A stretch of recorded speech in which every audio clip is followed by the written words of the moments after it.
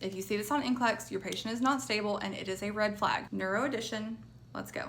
Number 1, sudden confusion. If your patient suddenly doesn't know where they're at, don't just chart it and move on. That is a change in their mental status, and that is a very good indicator that something could be wrong. Red flag number 2, unequal pupils. This one can be easy to miss if you're not doing like your full head to toe assessment with your pin light there, but unequal pupils can equal pressure. Think stroke or trauma or brain herniation. It is not just an eye problem. Number 3, decreased level of consciousness. Let's say your patient is harder to wake up today than they were yesterday. Maybe they're not just sleepy. That could be a potential deterioration in your patient. So don't wait for that to get worse. 4th red flag, slurred speech. If they suddenly start slurring their words, don't ask if they're just tired.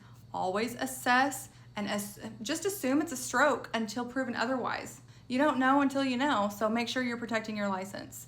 Number 5, unilateral or one-sided weakness or numbness. If your patient can't move or feel one side of their body, that's not just data points for your assessment. That's an emergency, all right? Let's say that your patient has one of these neuro red flags. What are you gonna do? NCLEX doesn't want you to just notice red flags. It wants to know, what are you gonna do to act on it? What are you gonna do to help your patient? So you're the nurse, what are you gonna do now?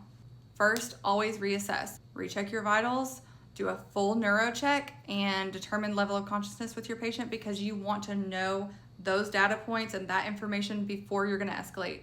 2, always think about safety. Is your patient safe to leave alone?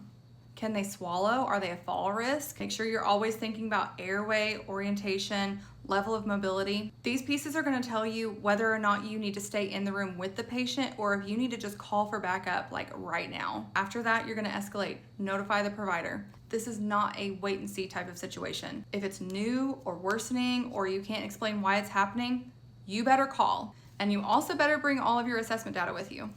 Next, you wanna make sure that you're anticipating what the physician's gonna order. Likely they're gonna be ordering at least a CT, probably getting some labs, maybe a neuroconsult. You wanna try to anticipate and look ahead at what's gonna be happening so that you're not like scrambling and freaking out in the moment. Your last thing, document. Always document, but only after you do something. NCLEX loves to trap students with this, to document the change.